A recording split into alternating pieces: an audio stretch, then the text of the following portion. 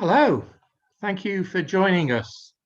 Welcome from me, Michael Scott in Oxford in the UK, and from my joint convener, Sanford J. Ungar in Washington, DC, to this jointly promoted event between the Future of Humanities Project and the Free Speech Project. The latter is sponsored by Georgetown University and the former by Georgetown University's Humanities Initiative in association with the Las Casas Institute for Human Dignity, Blackfriars Hall, the University of Oxford. Together, the two projects consider issues concerning human dignity, rights, cultures, histories, traditions, and politics in the wide spectrum of educational activity, policy, expression, and aspiration. In a moment, I'll hand over to Sandy, who is director of the Free Speech Project. He will introduce today's distinguished panel and moderate the ensuing discussion before I return to chair the question and answer session. This is the eve of a momentous day in the history of the United States of America, and indeed the rest of the world, as we await the inauguration of President Joe Biden tomorrow. I don't have to remind you that it is just 2 weeks after the assault on democracy, which occurred at the Capitol and was shown around the world. I'm sure there will be many questions stemming from the discussions of our international panel to be asked not just about democracy in the USA, but in other countries which practice or espouse democratic forms of government. Because of the currency of our topic, we've extended today's event to 90 minutes. Starting from now, you can type in questions using the Q&A button at the bottom of your screen. These will come to me during the session, and I will try to sort them out in a logical order and put as many of them as possible to you and to the panel for consideration. We urge you, please, to keep questions as short as you can.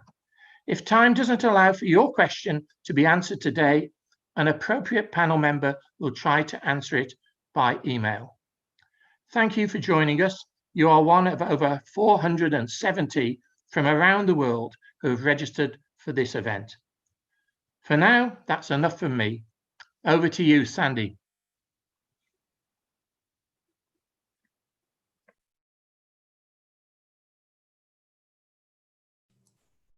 Here we are. Thank you very much, Mike.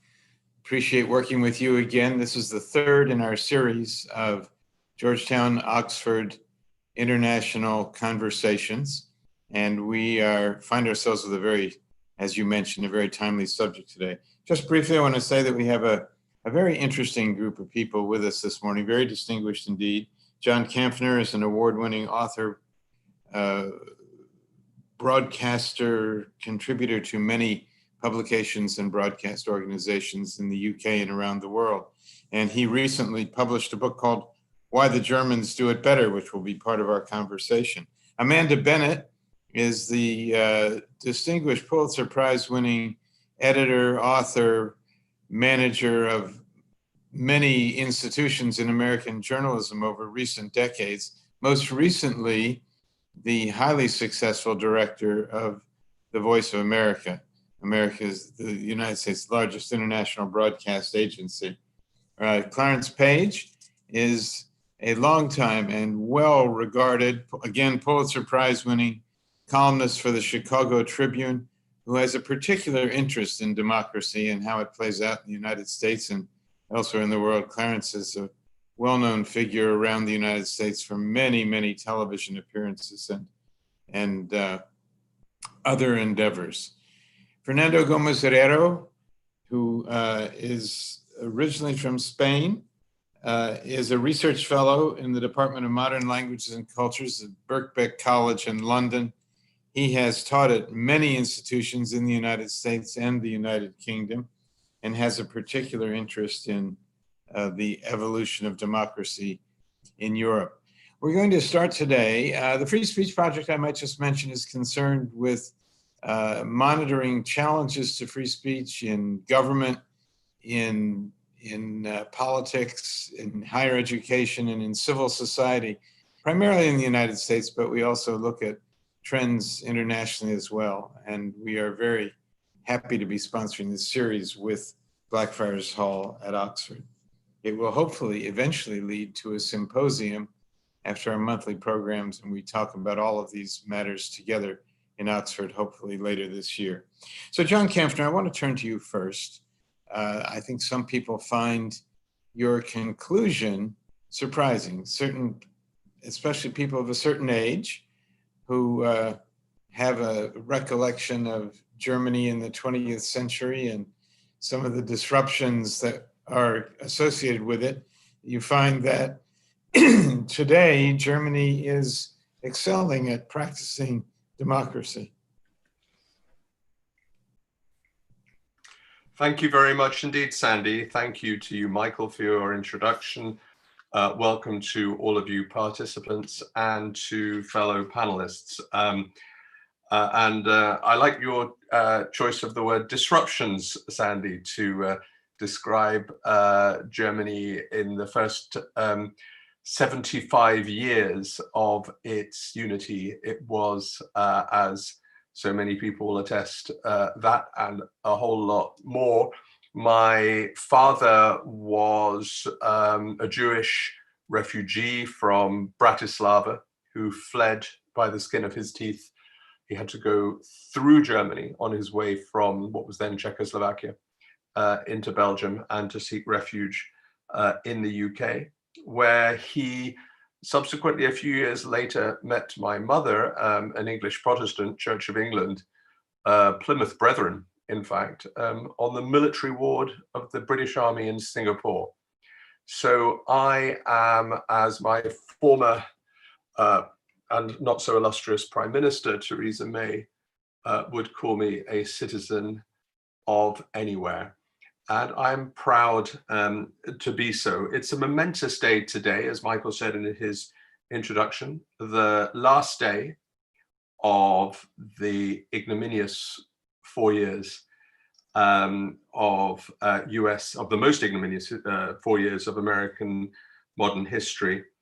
But as I'll point out, I don't think it's going to be the end of an era. A controversial point by way of introduction, which is not meant to be insensitive, and particularly to those who are grieving loved ones from the horrific events of the 6th of January on Capitol Hill. But I would contend, and as I say this, I hope you interpret this in the right way, that it was good that it happened, because there was a tendency among people in the United States here, and I'll talk about the links between the British government and the Trump administration in a second. But there was a tendency to think, yeah, Trump, his bark is worse than his bite. He's a man of terrible rhetoric, but just how bad has it really been over the last 4 years? People have still gone about their daily lives, certainly before COVID. And I think what we saw was vital.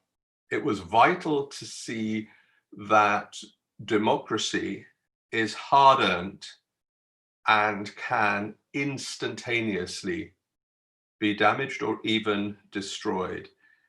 The Reichstag fire and the Capitol Hill analogies drawn almost immediately are, I think, obviously history never repeats itself, but I think are not inaccurate analogies. And it is incredibly important to realize, and I've debated with Fukuyama and with others, and where we've traveled since the end of history debate started. I was fortunate enough to spend my early journalistic career first in East Berlin. I was my newspaper, the Daily Telegraph's first and turned out to be last accredited correspondent to the then German Democratic Republic, East Germany. I saw the wall come down, I saw unification. I then went to Moscow, where I spent 4 years seeing the dismantling of the Soviet state. I would admit first up that I was swept up by that euphoria, that sense that liberal free societies, and to a degree, one can argue about the extent of them, liberal free markets worked hand in hand, and somehow everybody was going to see the happy blooming of the inevitable victory of these systems. And the so-called Arab Spring events helped to corroborate that. But as we now realize, these were Pyrrhic victories.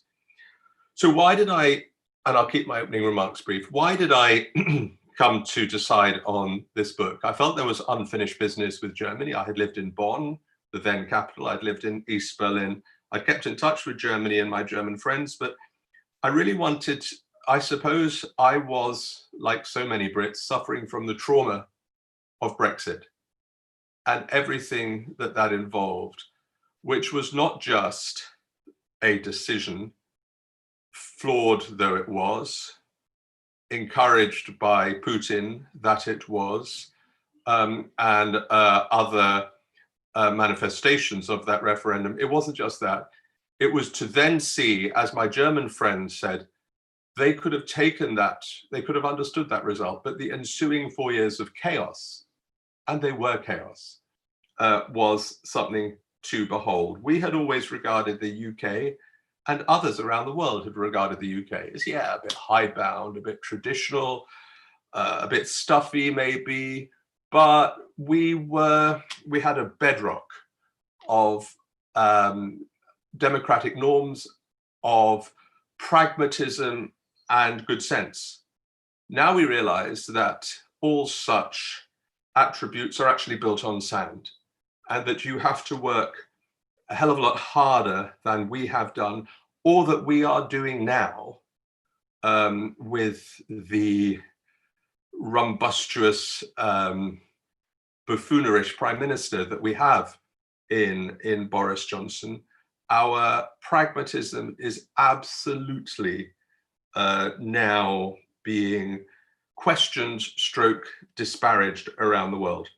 So I wanted to see, is there a juxtaposition?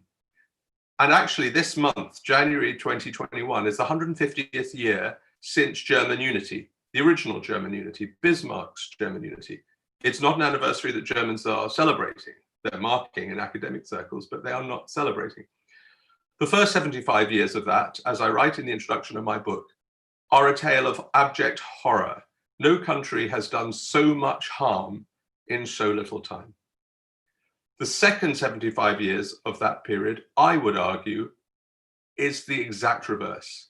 No country has done so much good in so little time. Now, why? Number one, the obvious point, the learning. If you, or more likely your forebears, have initiated one of the greatest horrors, one of the greatest evils rendered ever in human history, you learn from it. You have to learn from it. And boy, have the Germans learned. They are the most earnest, serious. They take their democracy, they take their politics incredibly seriously. But it's no good just to be guided by these emotions. It has to be underpinned. And the 1945 Constitution, originally known as the Basic Law, a temporary law, now confirmed, is absolutely that underpinning. And the third is the application of checks and balances, a political maturity epitomized in Angela Merkel over the last 16 years. To be gone, she will be gone in September, and then it's fascinating to see what happens after that. Just very quickly, in conclusion, Germany has gone through not just that first crisis, the absolute and justified bombardment of the country in 1945, its occupation, which then led to its division. In 1949, as I say, it developed a new constitution. It began as a new country. In 1968, the children of that war generation stood up, a lot of demonstrations around Europe and of course in the United States, the 68 generation, and they asked their parents, what did you do in the war? There was a sense that this was the start of the reckoning. 1990, the most extraordinary events, a peaceful revolution against probably the most entrenched and probably the smartest communist regime in the world. The East Germans, they were they had absolute visibility on their entire peoples, and a unification that, for all its mistakes, I would challenge anyone to come up with a sense or an understanding of any country that could have done it with as little damage as Germany did. In 2015, Angela Merkel took in more than 1 million refugees from the Middle East and North Africa. What else could she have done? As she said herself, what did you expect me as a German to do? To build camps? She let them in, and not only she let them in, but between a third and a half of some of the world's most destitute are now in employment, in good employment, or in some form of training. And that's a phenomenal figure. And finally, 2020 COVID. Juxtapose the abhorrent disaster of the American response to COVID, the equally abhorrent, disastrous Johnsonian response in the UK, and certainly in the first half of the pandemic, and I saw time and again in different medical centers just how, with a combination of the well-known German efficiency, but the less well-known German empathy and a sense of rallying together, they dealt with that. So at this really important moment, it's just worth remembering, because Germans remember it every day of their lives. Democracy is never a given. Let's hope the Biden administration starts well tomorrow. Let's hope there isn't terrible violence tomorrow. And let's hope that something begins, because Trump himself may be gone. And and you guys know better, but I would assume it's incredibly hard for him to come back personally. But Trumpism is by no means gone. The far-right native populist threat in the United States and around the world is alive and well and kicking. And we, liberal Democrats around the world, and the Germans are leading the way on that, I would suggest, need to make sure we have all the tools at our disposal to combat what is going to be a generational struggle to embed liberal democracy. Thank you for having me. Thank you very much, John. You've given us a lot to talk about in this conversation ahead. I'd like to pivot right away to Amanda Bennett, because she, for a period of about 5 years, I believe, led this kind of government-funded but unofficial opportunity to talk about American values, to promote American values around the world through the Voice of America, and did a wonderful job at that. And I wonder whether she left just a few months ago, before disaster struck the Voice of America when the Trump administration finally got to it. And I wonder, Amanda, if you're optimistic about how the American beacon of democracy will survive, and how all these points that John raises, these idealistic things we've gone through in our own lives, how they're holding up around the world that you dealt with. I know that's a lot, but if you could just start that, and we'll keep the discussion going. Yeah, Sandy, thank you. And I just want to point out that Sandy Unger also was a director of Voice of America. So he's one of my predecessors in this job as a beacon of democracy, probably more successfully than I was back then. So, and I also like to say my impressions are exactly that. They're impressionistic, they're observations, they're emotional reactions from going around the world. And that's one of the things that Voice of America gave me the opportunity to do, which I hope it gives them, was to look at how all these forces played out in the rest of the world. And I'll make 2 points, and maybe we can come back to them later. One is that the idea in the United States that the world was laughing at us, in my experience, traveling around some of the least free countries in the world, that was far from the case. When all of this first started unfolding, what I was experiencing was people coming up to us and saying, please, you don't do this, we do this. This is not you, we need you. You, stay the course. We look to you as an example. So they weren't laughing, they were almost frantic to say that they needed a vision of what democracy could be like. So that would be one of the first things I would notice. And so being an exemplar of American values is what VOA did. We didn't broadcast, be nice to America or America's great. We demonstrated First Amendment values. So demonstrating those values around the world. And for many, many people, when I went around the world to these least free countries, they said, you're not just bringing us believable information. You are our idea that a free press can exist. We have no other model to understand that this is possible. So I think those are very powerful things. And if we lose that, we lose a lot of things around the world.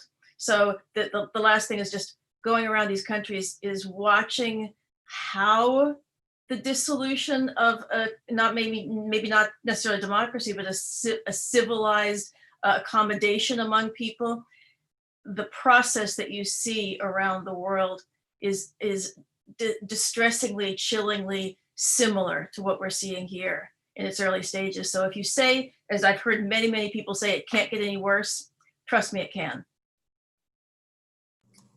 Clarence, does the inauguration of Joe Biden tomorrow, and I'll ask you to unmute yourself. Indeed. Does it make you optimistic as someone who has looked at democracy and the ups and downs of democracy over your distinguished career? Will you wake up tomorrow morning with a hopeful, optimistic feeling? I do feel optimistic. I haven't felt that way in quite a while. And I'm optimistic only because of how Joe Biden was elected. It was I call it a platform of do no harm. After what has just been called the chaos of the last 4 years, voters in America were looking for somebody who was stable, reliable, dependable. And Joe Biden did not do well in the early primaries because a lot of other Democrats thought he was boring. And they wanted somebody more exciting, still remembering Barack Obama and his magical charisma, et cetera. But without going into a lot of detail, just Jim Clyburn, congressman from South Carolina, really turned it around for him. His endorsement won the South Carolina primary, and suddenly you saw Joe Biden begin to roll across the rest of the Democratic primaries in the country. And now that he is coming into the presidency, people are merely, Democrats are merely relieved. And even before Election Day, it was a big appeal. Biden had big appeal just by being so predictable and boring, if you will. I don't want to oversimplify it, but I think hope in that, because generally the unspoken but very real theme of this campaign was, let's get back on track. Because people across the country, Republican and Democratic alike, were critical of what had been going on. And I take hope in that because I think the rest of the world is accustomed to a certain type of voice that the United States speaks with around the world. And that was disrupted for 4 years by the unpredictability and the populist rhetoric, runaway rhetoric in many ways, that really put a lot of people on edge. Now, there is a sense that we can get back to the old boring debates, because behind that, there's been a real lack of progress on the real problems in this country: infrastructure, healthcare, taxing and spending. The general debates that are involved with just running the country and improving our position in the world have kind of been on hold in congressional gridlock. Those partisan disputes are still around.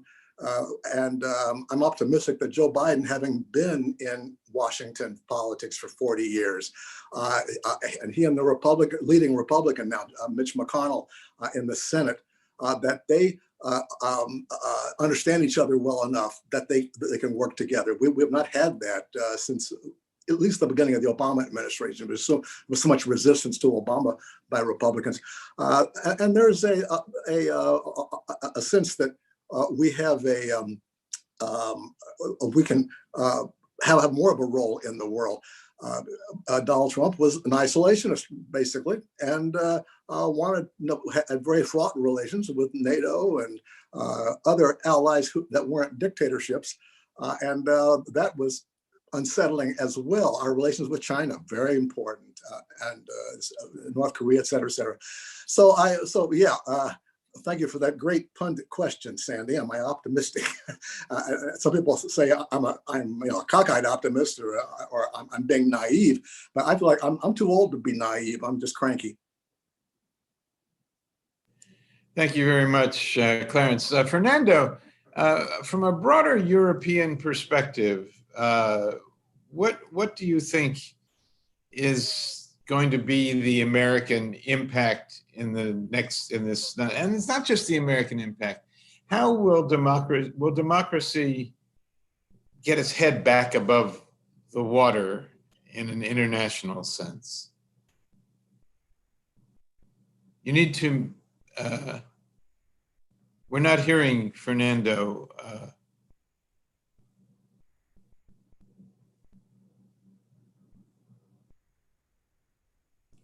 Is anyone else hearing Fernando?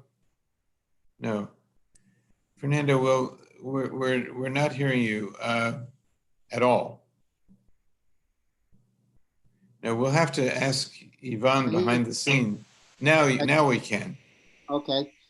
Good evening from the English Midlands. I would like to say, before I answer your question, I would like to say that because I'm assuming mostly an American audience, I want to, I'll be assuming an international perspective, but that international perspective has to be clarified in the following sense.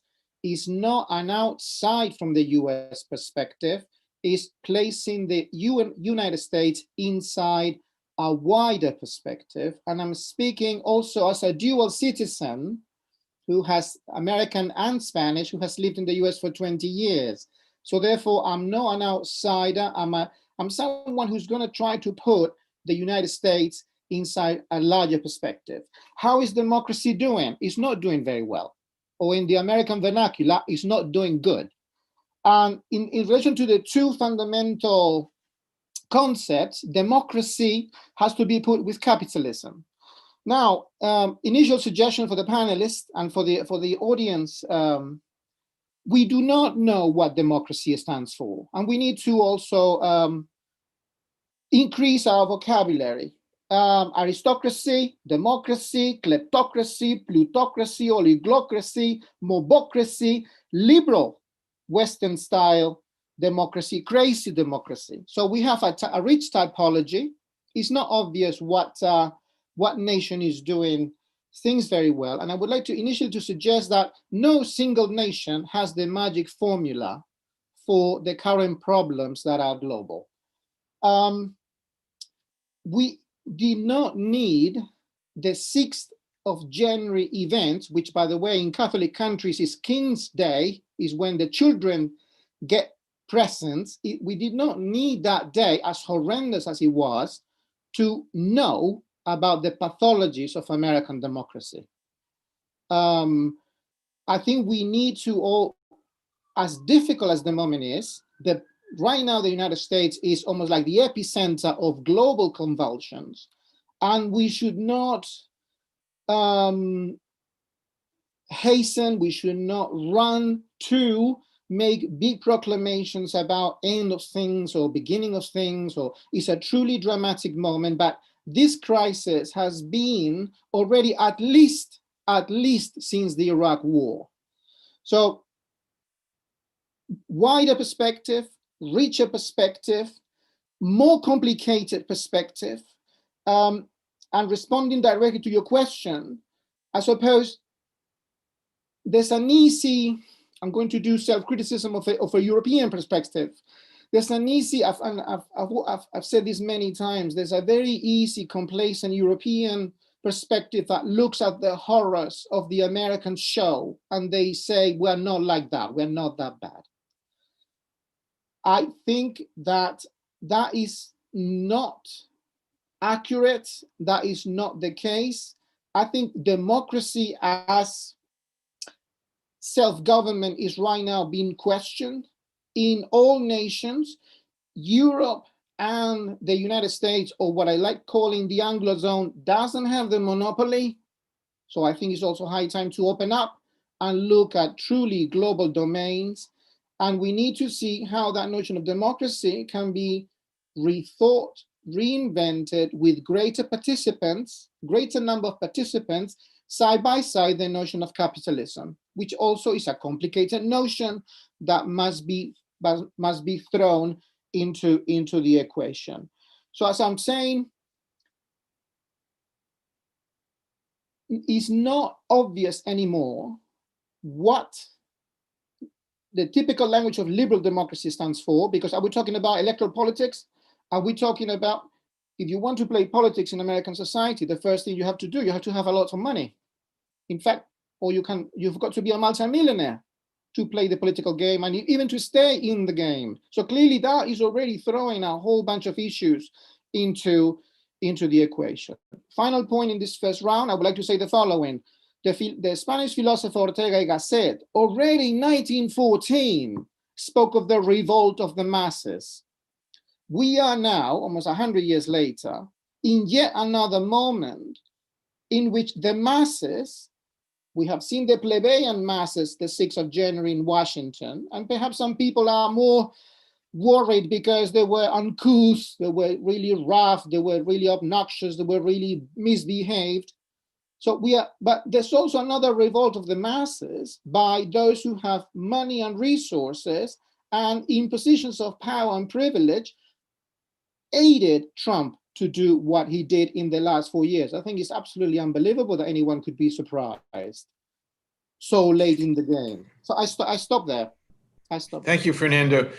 You've raised some points that I'd like to return to you and toss briefly to John Kempner as well about some internal European problems, not to avoid some of the things you have accurately pointed out in that are going on in the United States. But, you know, I was a young correspondent in Paris in the 1968 that John was talking about a short time ago. And I saw the French, the youth and the labor rebellion, the workers' rebellion in France in 1968. And I think a lot of people would say that that was a great event.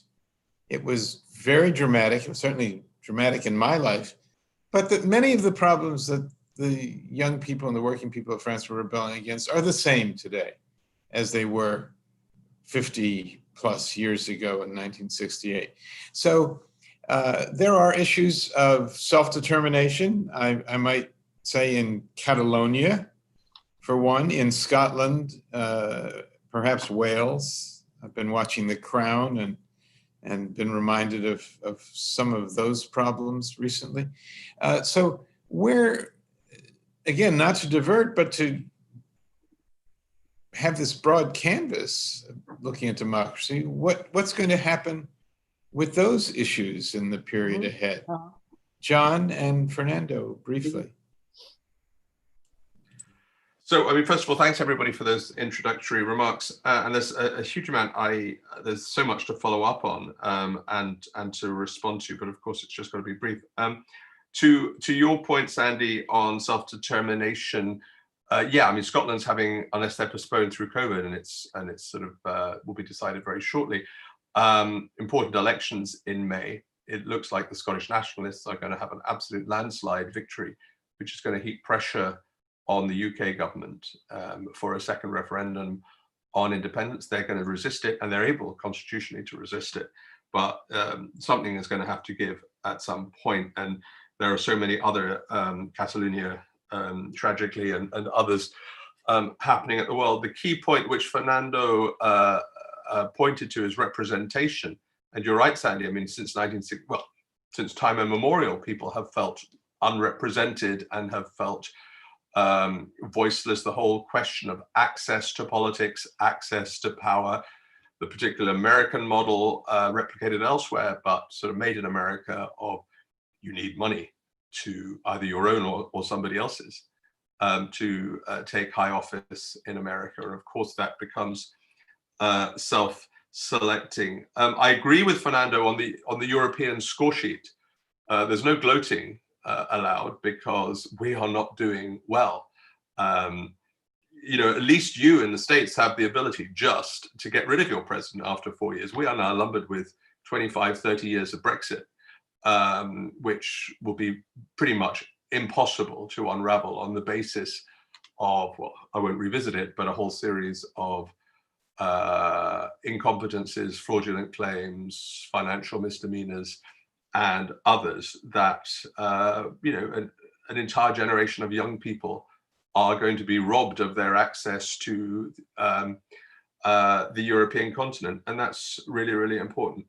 But on Amanda's point, which you said right at the beginning, Amanda, and I sort of half agree with you and I half don't, when you said, yeah, nobody is laughing.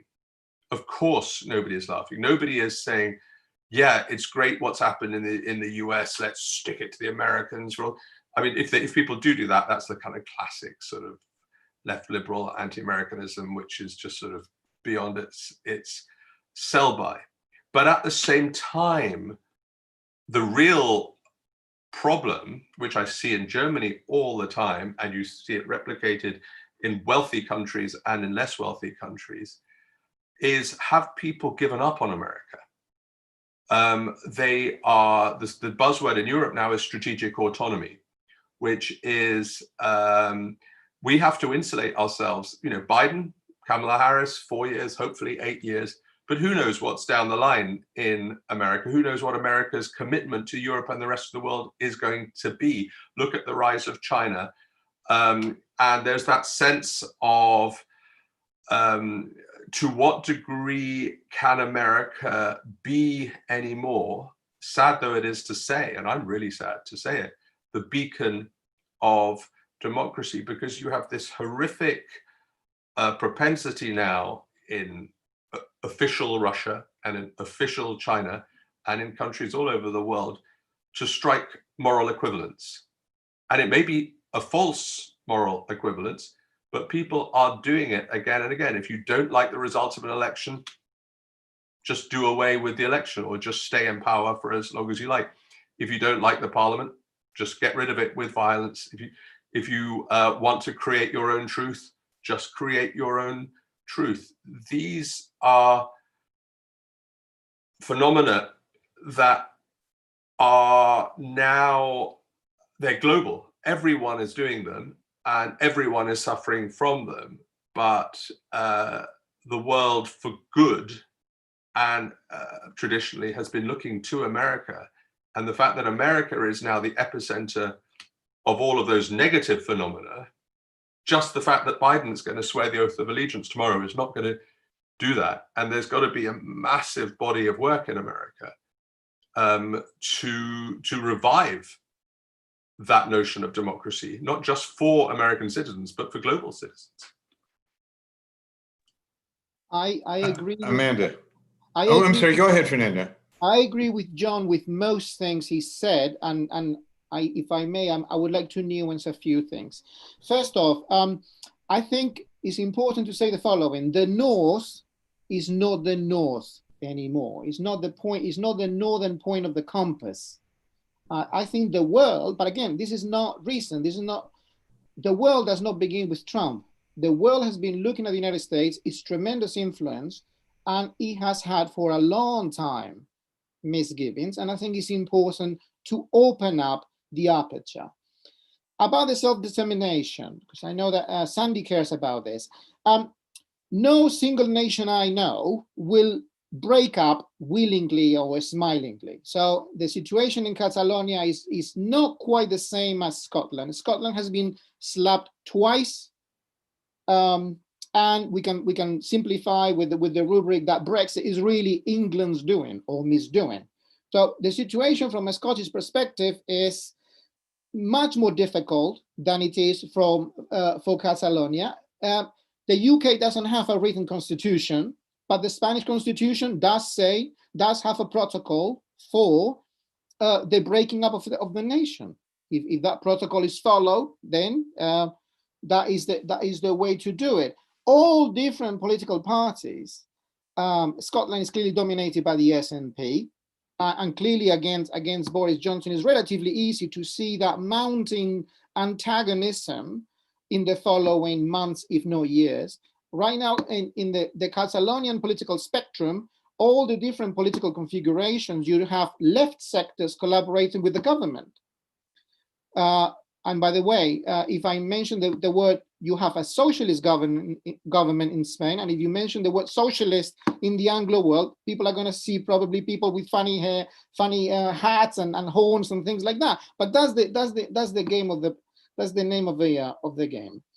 I agree with John that the surface tension of Germany is much more calm than any other place, particularly with the figure of Merkel. There's stability. Germany as a nation has made all the right liberal moves of welcoming immigrants, trying to coordinate a European response to Brexit, trying to, on the face of things, is doing all the right things. That doesn't mean that situation can be exported to other nations. Have people given up on America? Obviously not. I mean, obviously not. But I do think that America has a tremendous influence. It's undeniable. That's I belong to a generation that in the late 60s, we consumed rock and roll. We already learned the English language, and we were looking at the US. We looked at the UK too, but it was mostly the United States of America, for good and ill. A tremendous hit has happened to America, to American credibility in the world. Of course, people do not want to give up, but it cannot possibly be the only point of reference, not just for democracy, but for culture, for political ideas, for inspiration. We cannot just go to one or two locations to make sense of really tremendous, phenomenal mutations that are happening all the way across the world. Amanda, there's a temptation to think that the real American influence in some ways was rock and roll, blue jeans, and marijuana, and that otherwise people ignored what was really happening in America. What are you, I mean, you're really pretty, and you're, I agree totally, traveling around as director of the Voice of America is an experience that more Americans should have to understand how people feel about it. I had some of the same experiences you did, as you know. But what is, do you think there's a change that these events, that picture of the Capitol being stormed will live in people's minds? Will the United States be able to hold itself up as this beacon? Well, let me first look around this panel and look at the generation of this panel and ask, what's wrong with blue jeans, rock and roll, and marijuana? I'm sorry, we all grew up on it. I think one of the issues I'm having with the way we're all talking about things is that, I mean, I was just making a joke right there, but if you look, all of us from all around the different parts of the world, we're basically all representing the same essential viewpoint. We're arguing points within the same box. And if you look at if you say that people wanted this or people caused this, you're either talking about 60% of America or 40% of America. And, I don't know that we're able to, any of us, really kind of empathize or put ourselves in the position of the 40% of America. And so we're not actually seeing the whole picture. So we're arguing all from the same point of view. And I'm finding that it's becoming increasingly difficult for anyone, not just to empathize, that's just out of the question, but even to be in the same headspace with anything thinking about that. I think that is what is dangerous about the United States. And I just wrote down, a couple of places where I found it absolutely shocking, the things that people were able to do once they were forced to abandon the middle. If you give people only two choices, then they make one of two choices. So, think about Bosnia, Serbia, Rwanda, where people were forced into two extremely polarized opposing views. Places that had apparently been quite, maybe not democratic, but quite civil for decades, maybe centuries. So I'd like to remind everybody about game theory. And if you see these little bouncing ball things, where if you give someone, just give one of those little balls a 60% option to choose, how quickly it goes this way. and then there's no middle, and then the little tiny balls in the middle have to go to one side or the other. There's no place else. And I think we are still at a moment in American history where most people are in the middle, and our rhetoric, our conversations, our panels, our emotions are all being driven to the sides. And I don't think that's who America still is. But I'm really, really concerned that we're making all those bouncing balls go to one side or the other, given no option in the middle. Clarence, what do you think about that, especially with the influence of the internet? Clarence, you need to unmute yourself.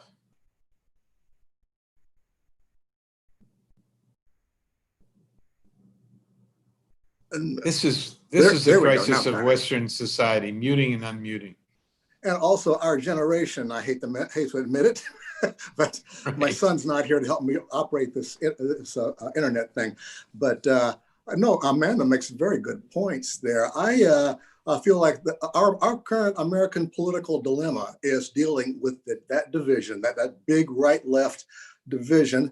And it's not just right-left, it's a class-based division, and it's a, socially based.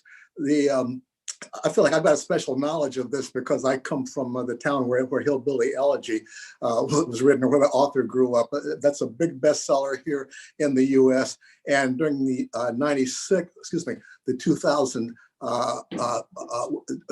2016 elections, it became J.D. Vance, the author, became known among journalists as the Trump whisperer or the Trump decoder, because it's about poor white folks. Here in America, our poverty debate from the early days of Lyndon Johnson, it became colorized. So that poverty became a racial problem in people's minds.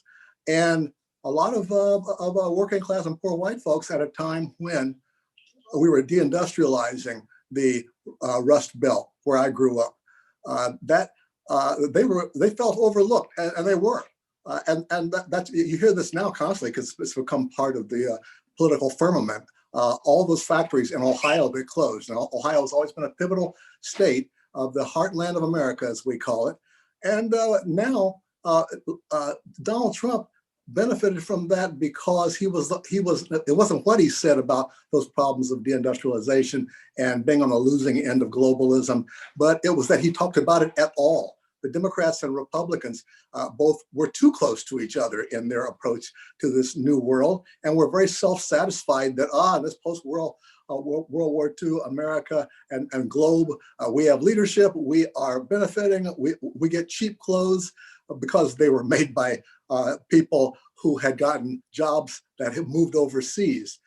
So Donald Trump, and I felt like, the uniformity, if you talk about the folks on this panel, coming from rather uniform backgrounds, really, in terms of intellect, education, worldview, that's certainly the way that Trump folks look at it. And they're actually paranoid anyway. And let me say, Trump voters are not all Republicans. They're not even all working class Republicans. They are a subset. And what you saw at the Capitol, the reason why I'm still optimistic, Sandy, that's the fringe. It was the fringe when I was a young reporter, when they were writing to us with crayon.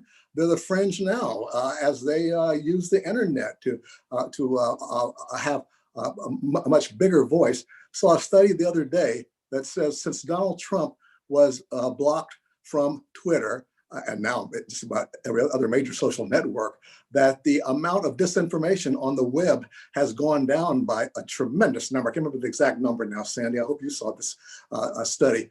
But it's not hard to believe, because just removing the disinformation mongerer in chief made a big difference. And I think most Americans are still in that middle, trying to get to what Colin Powell called the sensible center. And we've lost that. I think we're trying to gain it back now. And the question is, have we pulled so far apart on our common ground that we don't know how to talk to each other anymore? It's going to take a little while to rebuild that. Oh, sure. I'm struck by the irony that it was Twitter and Facebook and others, social media, that in many ways created Donald Trump, enabled Donald Trump. And then ultimately, it was social media who cut Donald Trump off in a way that nobody else could. The Democrats couldn't. The government didn't have the power to do so. So in some ways, our politics have been turned over to a corporate elite, a new, younger corporate elite that created a problem and then kind of fixed it, but awfully late after a lot of damage has been done. It's time for us to go back to Mike Scott in Oxford, and we'll all have a chance to keep talking as he curates for us the questions that have come in from the participants around the world who've been tuning into our discussion. Mike, over to you. Right, thank you very much for a really entertaining discussion, and a lot of very important points have come through, and a lot of questions have been coming in. Some are a little long, and I'm having to truncate them. But let me start with quite a simple question that came in from Paul Williams. Is it not time that the US dispensed with the Electoral College? Paul Williams comes from Wolverhampton in the UK. He's asking this question to. What do you think, Clarence? Unmute, Clarence, please. There we go. The answer, well, my short answer is yes. And many other people agree, as we always agree that some change needs to be done when we wind up on the losing end of that change. When the Electoral College benefited Democrats, there was a great push on the right to change it. When it benefited Republicans, the other way around. As a result, I don't expect it to change very soon, because there is a conservative streak among Americans, just in terms of making big changes. They aren't big on it. I mean, look at the trouble Barack Obama had just trying to sell the idea of healthcare for everybody. And it was rather modest compared to what the Brits and so many other countries do in terms of healthcare. And it's the same thing now. But the Electoral College is, I chuckle because as part of our national dialogue on race over the past year or so, it has come out that the Electoral College was created to benefit the slaveholding South at the time the Constitution was written. And never forget Article 1, Section 2, Paragraph 3, which said all others, quote unquote, will be counted as 3/5 of a person. Those were the slaves. The framers couldn't bear to put the word slaves in to those first in the Constitution at that point. But that's what it was about. So many of our racial conflicts over the last 200 years have come about. They've both come about because of our constitutional setup, and they've come about in order to change the constitutional setup. But the Electoral College right now benefits too many people for it to be changed, I feel, as practical. But it also results in Democrats right now, for the foreseeable future, demographically, having declining power or being having their vote watered down. I mean, what can you say for a constitution that says California gets 2 senators, so does Wyoming, which is smaller, has a smaller population than the city of Washington, D.C. But that's the kind of imbalance that we have. That's just one reason to get rid of the Electoral College. So the criticism is growing, but I don't see it actually happening very soon. Well, another question is, and there's a number of questions have actually come in on, which go on from that in one sense, I think. Ted Kennedy asks, what are the obligations on the winners of a democratic election or referendum to the losers? Amanda, how would you like to have a go at that one? So I think that's one of the very, very interesting questions that I do not think we are adequately pondering. That democracy doesn't just mean winner take all. It should mean that winner governs, and governs with the consent of all the rest of the governed too. That's a really super interesting question. And I keep saying a sentence because a lot of the trouble at Voice of America got caused by when the people in power decided to overreach their power and create some laws that let them have complete jurisdiction domination over Voice of America. So, I'm saying constantly, do not make moves without imagining what the people on your other side will do with those moves. I think we all have a failure of imagination. So when we're in power, it's like, okay, let's take all this stuff, and then somebody else tries to use it. I think that's one of the most important questions that goes down to the roots of what actually does democracy mean. A follow-on comes from that in another question that came in, which was about referenda. If you have a referendum, isn't that undermining the democratic process which gives a parliament? Anyone want to have a little look at that? Amanda, you want to carry on with that, or John? Give it You to muted John. John. I don't know about parliaments. Well, just like I'm not going to offer a view on the Electoral College, I'll leave that to experts. You Americans are mercifully spared so far, at least the scourge of the national referendum. One of the many problems, specific problems with the UK is a lack of constitution. It's a make it up as you go along form of politics, which is fine when things are going well. But when you have a problem, we had no idea what the relationship was between the referendum result and the will of the people as expressed through the legislature, through general elections. We still don't know in law what that relationship is. We don't know what the relationship is between the executive, parliament, and the judiciary. And it's incredibly problematic. Certainly, if you do have a referendum, it's incumbent on the people who organize the referendum to work out what you do if either result happens. In the case of the Brexit referendum, not a single piece of preparation was done. In fact, it was expressly forbidden by David Cameron's government to plan for a negative result, because in their complacency, they assumed that the other result wouldn't happen, which just brings me very quickly to the earlier point. And I can see 37 questions. I've had a sneak preview, Michael, and they're really, really good. So I won't hog. But just on this point of echo chambers, I completely agree. I mean, I debate all the time because of our public sector service broadcasters with people on the other side, and I always enjoy doing it. And occasionally one can learn, you're not just rehearsing points, but you can actually learn something from people who think differently. But I think we need to differentiate between the propagators of what I regard as a very pernicious form of politics and people who are reassured by it or who get an instant fix from it. In British terms, that's called the left behinds, the people who voted for Brexit because they were angry with their lot through deindustrialization and all kinds of other issues as well, replicated in the United States with Trump and in other countries around the world through Bolsonaro, through Orban, through Salvini previously in Italy and elsewhere. However, these movements are an alliance. The Nazis were an alliance.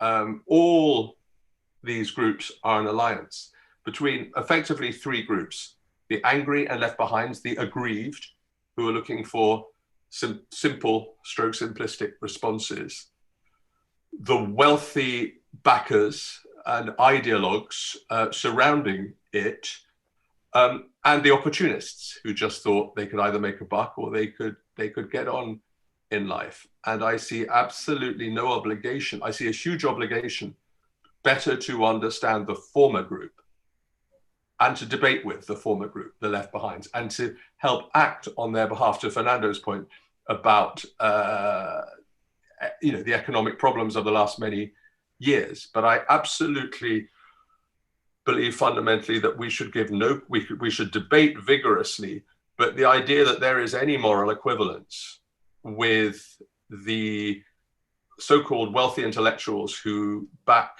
or the opportunists who back these movements, we've seen that in history, and no quarter should be given to them. Mike, if I might cut in here just a second, not to expand on it, but I would shudder at the prospect of national referenda in the United States. I think we could have swings back and forth.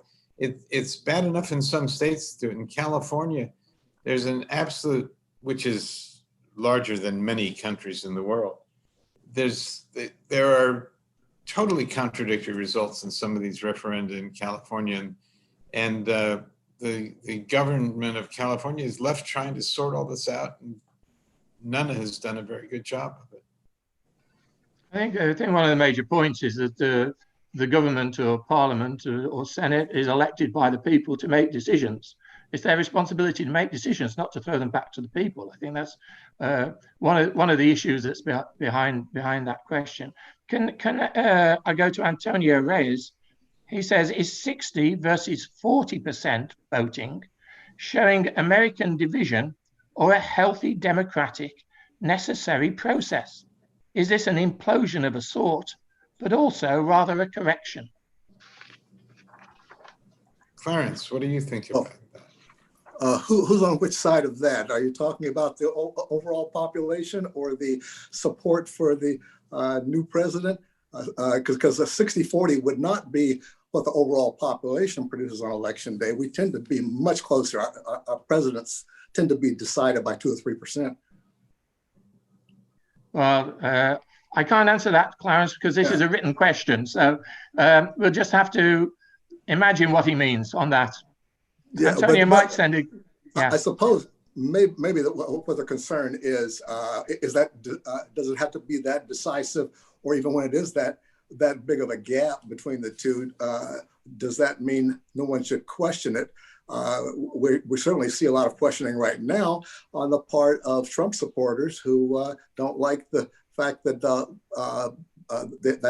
Joe Biden had a landslide election, the sort that normally wouldn't raise any questions about, because even the voter fraud, even his own attorney general says that there's no voter fraud that would have big enough to have changed the outcome of that election. But even so, if you get a really loud group of people in a minority, they're going to make a lot of noise and seem to sway the general population. Certainly worth listening to. And if they get violent, like at the Capitol the other day, they're worth putting in jail. Jonathan Cave asks, doesn't chronic anxiety fray the social fabric, the relations that allow democracy to work?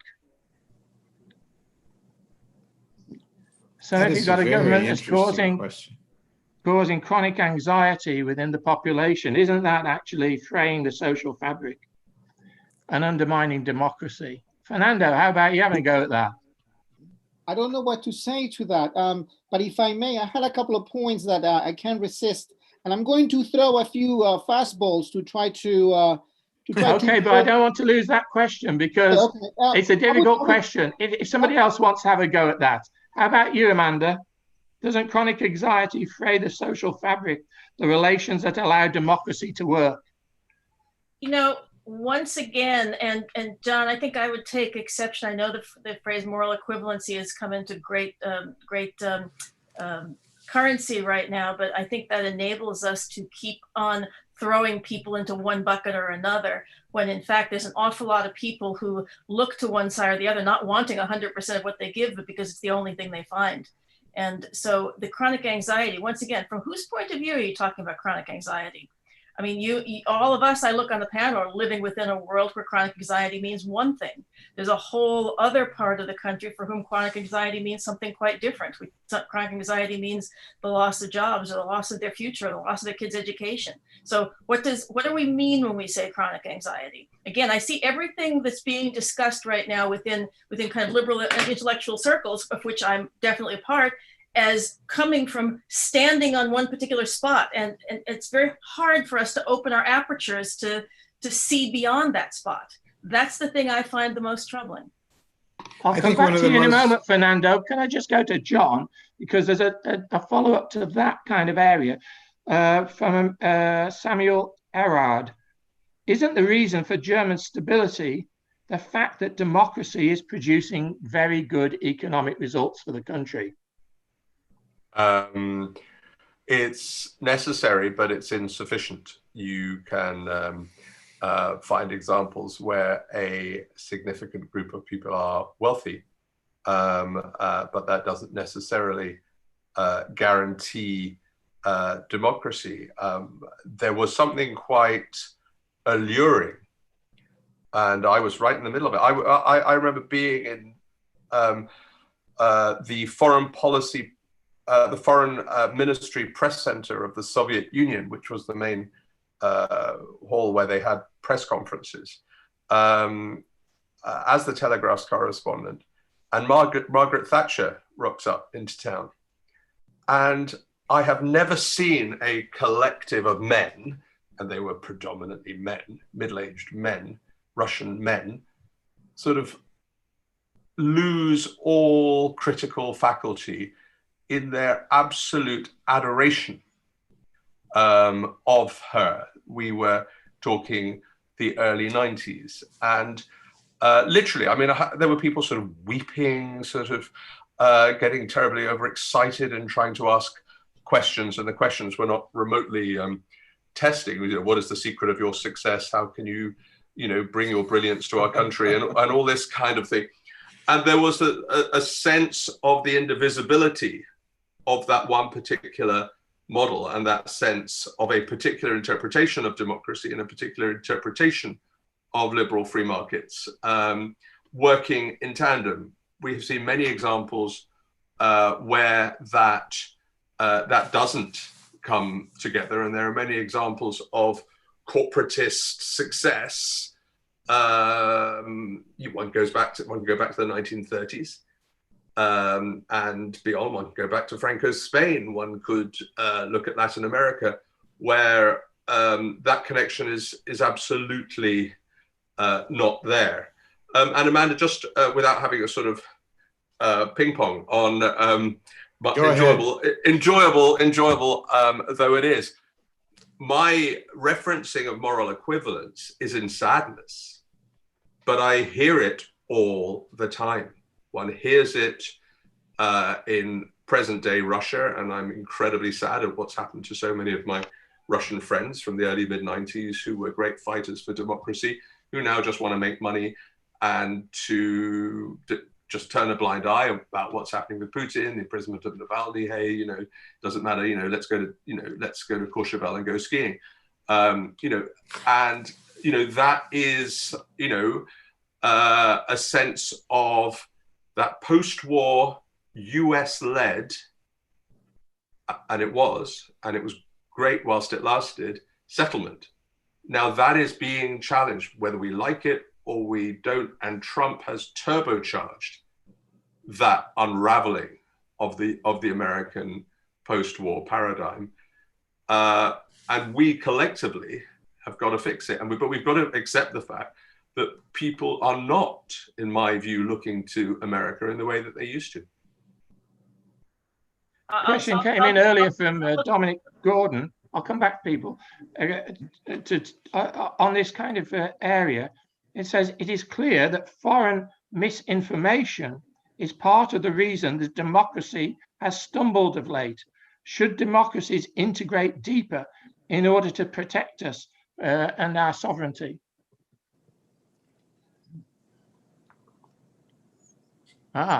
We speak of integration. You mean political integration? Well, I'm sorry, it's a written question. Yeah. I think he's talking about the democracies working together about this infiltration from other forms of government that undermine. Okay, Mike, I can stab at it? Yes, you're there, Clarence. We're waiting for you. I just wanted to say that I think that it is a big challenge. And I agree with what John said earlier about how the tragedy at the Capitol may be good for us in the long run, because we need to see how close we are to a complete chaos. I felt the same way about Trump's election. I didn't vote for him, but his election made me aware, as I mentioned earlier, of what had been happening in my own hometown for the last 20, 30 years that I hadn't really saw from that point of view. I view myself as an American success story because I came from a working class family, got a good education in college, state subsidized, and was able to make something of myself and made my mother proud. But J.D. Vance, the author I mentioned earlier, he's 30 years younger than me. He came up in the same hometown after deindustrialization. The steel mill that I used to work to earn my college tuition, it's just not hiring summer workers anymore. 5 of the other factories in our valley are gone. Across Ohio, with that kind of economic devastation, talk about economic anxiety. I know very well what chronic anxiety is about with the folks from my home state. And this is an American story that, in the past, Lyndon Johnson, Franklin Roosevelt, Dwight Eisenhower, they dealt directly with this because it was just more apparent to them politically. We've kind of been ignoring it since, I'd say Bill Clinton really pulled together the Reagan right and the FDR left for his success. He was that kind of a compromiser. But now a lot of people look back upon him as ignoring this growing cancer in the middle of the country. So we're all dealing with it over time. I'll let somebody else speak. Thanks for that. I'll go back to Fernando because there might be links from what you've just said with what Fernando was going to tell us a little while ago. Sorry, yeah, Fernando. I'm trying to connect a few points and see if I can also throw a few fastballs. Chronic anxiety, I think we simply assume that label for all of us. We're all anxious, we are all worried, we are not. Europe is not necessarily across the board wealthy or more comfortable than necessarily America. Democracy is not a polite conversation. Let me just 2 more comments. Trying to disagree politely with Clarence and Amanda. Fair enough that what we witnessed the 6th of January was fringe, yes, but let's think about institutions, and 70+ millions voted for Trump. So we are dealing with systemic changes, and we're dealing with, for example, the crisis of the American presidency. We're dealing with 100+ Republicans after the event still voting for against the recognizing the results. There's something here that we can talk about, the crisis of the Republican Party as well. In the UK, we are now dealing with an absolute majority of the Tory party, and the House of Commons as an institution is pretty much neutralized with the Boris Johnson majority. How sustainable that is, we don't know, but the notion of a parliament or debate, I think that's also brought into question. And the final point, I know that is appealing to the middle is something that I want to underline and I would like to suspend. When we say that, because that move, that when there's commotion, when there's chaos, the appealing for the virtuous middle, and in relation particularly with Colin Powell, for example, sensible center. If we remember, I'm trying to be provocative with Clarence. If we remember that Colin Powell sold the Iraq war at the United Nations in front of the Picasso's Guernica painting that was covered, because he himself thought it would be shameful to sell the war in front of that painting. I don't know what middle that is.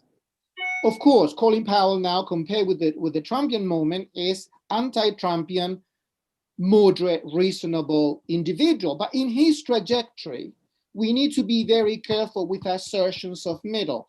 I go back to my previous point. I think the notion of democracy right now is under suspicion, and the content of it for the self-government of a people is not clear. But it's not clear in the US, it's not clear in Europe, and I still believe that we need to open up to other societies in the world. Final point in relation to what John said, and I agree wholeheartedly with him. Think tanks in London, particularly of an Anglophone inclination, are horrendously nervous at the moment, because exactly the post-war US-led world and order is right now broken.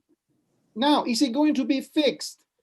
Britain is not in good shape because of Brexit, so it cannot appeal to the EU as a big entity. So the issue is, first off, how do we understand that world?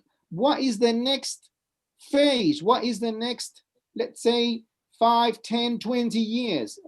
And who is going to be talking and addressing the content of that, let's say, collection of democracies? I think that's clearly one of the questions that we have now. That links into a question from Jesse Seto. Is there another viable model for governance other than Western democracy? Perhaps a managed democracy a la Singapore? Jesse asks. John. One of my previous books was called Freedom for Sale. And having been born and brought up in Singapore, I was fascinated by it. It is the extent to which people are, and including very educated people, are willing to trade what we regard as liberal democratic freedoms in return for either security or prosperity, or preferably both. The Singapore model, which is usually dismissed, oh, it's a small island, a small city state, what lessons does it have to give to huge disparate countries? It is absolutely the model that China, certainly before Xi Jinping became kind of the earlier version of the Chinese so-called managed democracy system of, say, 10 years ago, was looking to. It's what all manner of people are looking to. And I would just love to say that, not that there's no alternative, because there should always be alternatives. The lack of alternatives are the things that lead to complacency. But that Western liberal democracy isn't the problem. The problem is what's happened to it. Mike, may I add something on this very point? Please. That I can remember back in the days of Jimmy Carter as president, when foreign policy based on human rights, people in many parts of the world said, it's all very well your definition of human rights. It's fine to have newspapers and to have free speech and to have debate in our parliaments, et cetera. But what do we do if we're hungry? And now, talk about anxiety. Now, one of the results of Trump's presidency is a dramatic increase in the number of Americans, and this doesn't fit into the international image of America, but a dramatic increase in the number and percentage of Americans who are hungry, who don't have enough food. None of us have, to Amanda's point, we're all from the same cloth in a way, but none of us have, for our own good fortune, have to worry about that. But a growing number of people do. And that's going to be a stress on democracy among many others, it seems to me. You know, It's a great. we've had a footballer, Marcus Rashford from Manchester United, having to intervene into politics to make sure that some of our children get the proper food that they require. So I understand fully what you say, and well done, Marcus Rashford. Which is hard for me to say as is Manchester United, but never mind, because I'm a Wolverhampton Wanderers supporter. Never mind. But something that John said, there's a question here from Jaso Kuo. What is the end game for China from Biden's perspective? What are the spheres of influence? What's Biden's policy going to be for that? That might not just be for John, but John, you raised China, so. Yeah, I mean, it is so fascinating to see the extent to which the Western world still hasn't got China. Trump, I think one of the, possibly the only area where I think Trump, maybe inadvertently, will have proven a net positive, will be in overhauling in an incredibly, what's the word, unsubtle way, overhauling American and Western policy towards China. There was in Obamaland, there was in Britain under Cameron and George Osborne, there was certainly in early Germany under Merkel, just roll out the red carpets. China is the gift that keeps on giving. Just trade and trade and trade, and yeah, just go through the motions of raising a few human rights issues. when you have meetings, but don't go too far, don't antagonize them. A lot of that pressure was coming from business. It was coming from big corporates. Merkel was exasperated on one trip to China, where she was actually bringing up various, in a round table with the Chinese prime minister, not the president.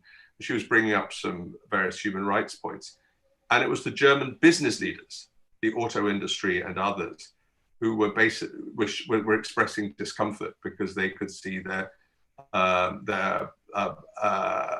bottom line being affected by that kind of thing. So Trump has certainly raised China as an adversary, and Europe, the European Union, now regards China as a systemic rival in a formal EU paper. So there is an awareness that of the political, economic, and increasingly strategic and military threat posed by China. But maybe the panel has greater minds than I can expand on this. I still do not see the coherent riposte to what seems to be the inexorable increasing of Chinese influence in third countries. Thank you for that. A question in from Angela Preston, which I'll address to Amanda Bennett. How would our US democracy benefit if we had more women at the top? Amanda? Now, what kind of a question is that to pose to me? Of course, it would be vastly superior. And there's no other question. But you know, interestingly, I saw that question echoed in a couple other questions. And, you know, I think that it's very interesting that the role of women in our democracy has proved to be so intractable. You know, you see women leaders proliferating. I mean, I mentioned Rwanda before. I mean, they've been able to at least get some representation at higher levels than in the United States. Women leaders in so many countries, you can tick them off all over the world. No women leader up until tomorrow when there's a vice president. So I believe that is really a really serious and intractable question. And I think the other serious question, though, is I was being sarcastic or, you know, kind of joking in the first thing, but our inability to look at women outside of the 1960s democratic women's movement and see women as all on one side of the equation, just like people were seeing Hispanics on one side of the equation and not really understanding that this is not a political body, it's a societal strata, you know. And so if you look at women in politics, I would say that it is not entirely always guaranteed to be salutary. It's just that in terms of representing the entire world, we basically still are disenfranchising 50% of the world. And I say that it almost even transcends race, because there happen to be Black women and Hispanic women and, you know, women of all kinds of stripes. So it's an actually more fundamental divide in the way the world is organized. I'm really pleased that you said this, because on the 16th of February, which is our next event, it's actually on women's free speech worldwide. And we have Rosie Campbell, who's the director of the Global Institute for Women's Leadership. She's speaking, as is Baroness Mary Gowdy, and a couple of other important people are going to be speaking on that day. So I hope people will join us for that. Fernando, you wanted to have a quick word, I know, because we're going to have to close. Okay. I was going to say that more important than the mere invocation of women is obviously what the political content of women. I would not want to go for a long walk with Priti Patel right now, and I would not like to be friends with Kellyanne Conway. Is the political content of being a woman in a society. Okay, we're gonna leave that. I'm gonna leave that, Fernando, until the 16th of February, because I'm gonna have to bring this all to a close. My thanks to John Kaffner, Amanda Bennett, Clarence Page, Fernando Gomez Herrero, and my colleague Sandy Ungar for such a stimulating discussion today. Thanks to colleagues at Georgetown University, to the President, Jack DeGioia, Vice President Tom Banchoff, Interim Dean of Georgetown College, Soyoka Colbert. Thanks also to Yvonne Queck, our US Administrator, Corey Johnson, and others from the Free Speech Project who have fed questions to me, and the colleagues who've made Zoom possible. Thanks to Blackfriars Hall, to John O'Connor, the Regent, Richard Finn, the Director of the Las Casas Institute, and Kingarona Gabna, our UK Administrator. And thanks to all of you who have asked questions. If they weren't answered today, we hope that you will get an answer through email in due course. Thank you all for attending. In fact, this was a record number of registrations for this event. So as I said, the next free speech project is on the 16th of February with Women's Free Speech Worldwide. That goes at 4 p.m. BST, 11 a.m. EST. We're back to our normal time. The next Zoom event in the future, the Humanities Christian Literary Imagination Series, sponsored by Georgetown Humanities Initiative and the Las Casas Institute at Oxford, will be on the 26th of January, 4 p.m. BST, 11 a.m. EST, and will feature Dr. Claire Broom-Saunders from Blackfriars Hall, Oxford, who's going to speak on the poetry of Elizabeth Barrett Browning. That's a treat not to be missed, I can assure you. So please join us for that, and join us for all our events, which we will publicise to you. I'm Michael Scott, Fellow and Senior Dean at Blackfriars Hall, Oxford. You can follow me on Twitter at Mike Scott Prof. Thanks again to Sandy, my co-convener, who does a fantastic job. Until Thanks the next to you, time, our ever genial host, Mike. Thank you. Until the next time, take care, everybody, and keep safe. And thank you to our panelists. Keep safe. Goodbye. Thank you. Thank you. Thank you.